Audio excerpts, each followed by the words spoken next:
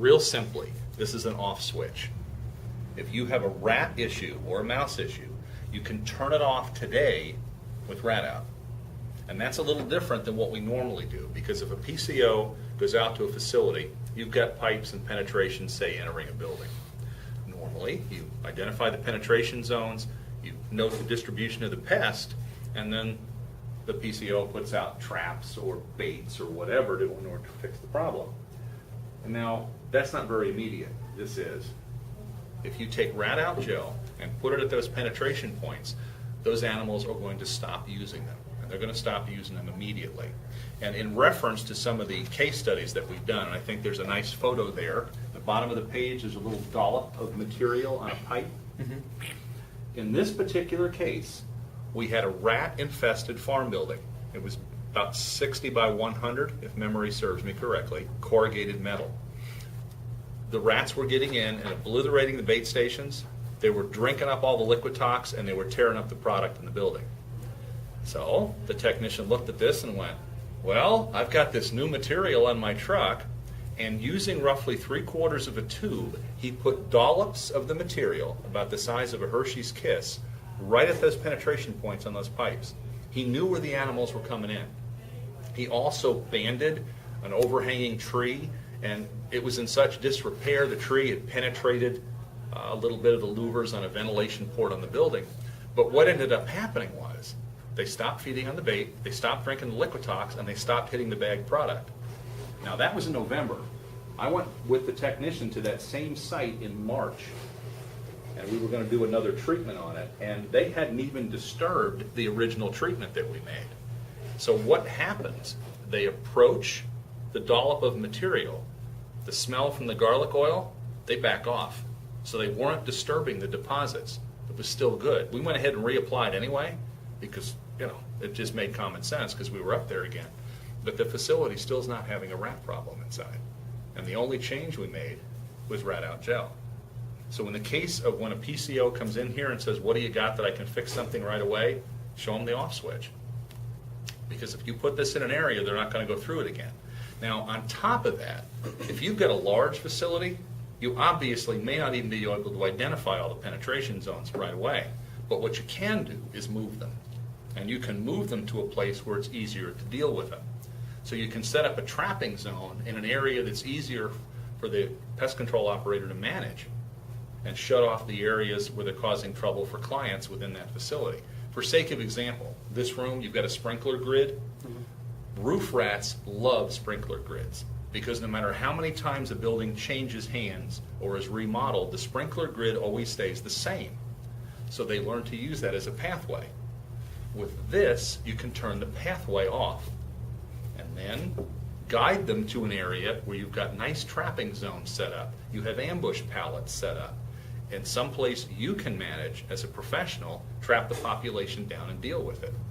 So it just makes it a much easier process when you incorporate something to put them where you want them. And those are just some of the advantages of using the product. Now, we've also found it works on squirrels.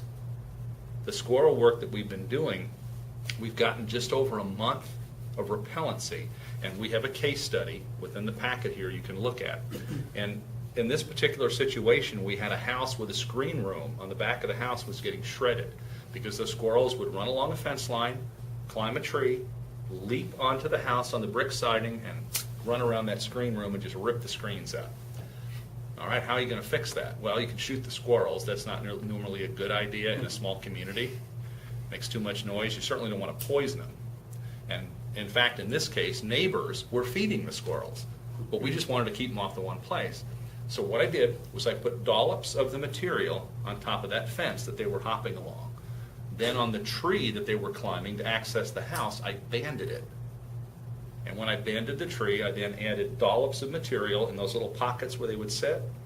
And then went over to the house, put some dollops of material in the mortar joints on the brick where they were impacting it. And we did that work on the 14th of April. The 15th of April, the homeowner's looking out the little bay window in the kitchen. She said the squirrels were all over the place outside. And she even saw one trailing material off its foot. The next morning, they were gone. They didn't show up for almost a month and a half. And they have been there every day. We just did a reapplication, and same thing. They were starting to get active, and now they're run off again. So that's outside with full exposure to the weather, full exposure to the sun, and the squirrels are definitely getting into it, because when I go out and look, I can see where they've smeared it and gone through the deposits. But it's working on an animal that large. And anything that works outside for that long, that's a good thing. Yeah. If you've got squirrels coming into an attic, the holes and penetrations they're using, you put this in the edge of the penetration, now it's completely protected from the weather. And because it's a concentrated space, it may work better with the odor on the squirrels, because we were dealing with them in wide open spaces outside, so they really needed the contact with it. But once again, it's just one more place we found a use for it. We just had the gentleman that I mentioned to you in the Jacksonville area, and he's had a raccoon situation at a house. He's a trapper. And we've gotten almost 3 weeks now, because the raccoon is not bothering those holes and trying to tear its way into the house anymore. And he said it's the only thing he's been able to find that has worked. Because he said he can't get them in traps or anything else, and the homeowner's thrilled, because they're not getting raccoons bouncing around the attic anymore. Yeah. So there's a lot of places you can use a material like this, but the bottom line, it's an off switch.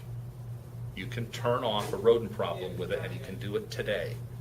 Most of the time in the field, the PCO goes out, and he's got to wait a while. With this, he doesn't. He can give the customer satisfaction right away. What size packaging? How many tubes are in a case? The normal like case that? is 10 tubes to a case. And so it's not going to be an expensive item for PCO, because I believe your sales sheet has it for $24 a tube. So you're not looking at a tremendous amount of money. And the nice thing is, that's a pretty easy package to deal with. Oh, yeah. You know, it easily fits into a route truck, and that's a big consideration. The tube actually screws onto the front. So when you cut it open, you don't want to cut the threads. You just screw on the tube, stick it in a caulking gun, and go to work. And so it can easily be used by a technician any place he wants to go. It's easy to carry. And the techs that I've been working with that did the case studies, in their mind, this is how they can fix a problem where they tell the customer for months and months and months, you need to patch those holes, you need to seal up these gaps, and the customer says, yeah, we'll get right on that. 6 months later, it's never changed. Right. This way they can make a change now. Because the last thing the PCO wants to do is keep knocking himself out trapping animals, when the real problem is the penetration zones. Right. This will shut the penetration zones off. And we're hoping that eventually the client will get the clue and put up the proper rodent proofing. And in fact, some PCOs do charge for that work. This allows you to do it today. You don't have to carry a hammer and a saw and boards and hardware cloth and all this other type of thing. You just carry your tube in and do your work and go on.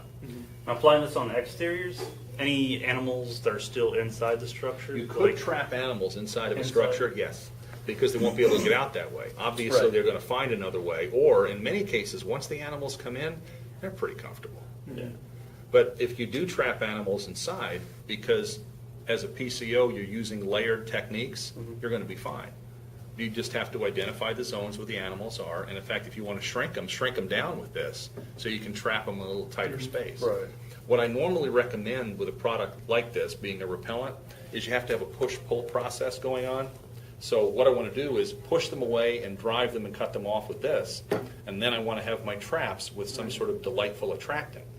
And you folks, I noticed, sell the JF Oaks product, and the Pro Pest rat and mouse attractant is fantastic. And I have been using it in conjunction with the rat out gel, because I have my snap trap set up, and I put the Pro Pest on those traps, and then the animals are driven away from this zone, but they come over here and something smells really good, and bam. Yeah. And that material, I mean, those rats are into it fast. That's a very effective product. And in combination with something like this, it's that layered process that a PCO should be using.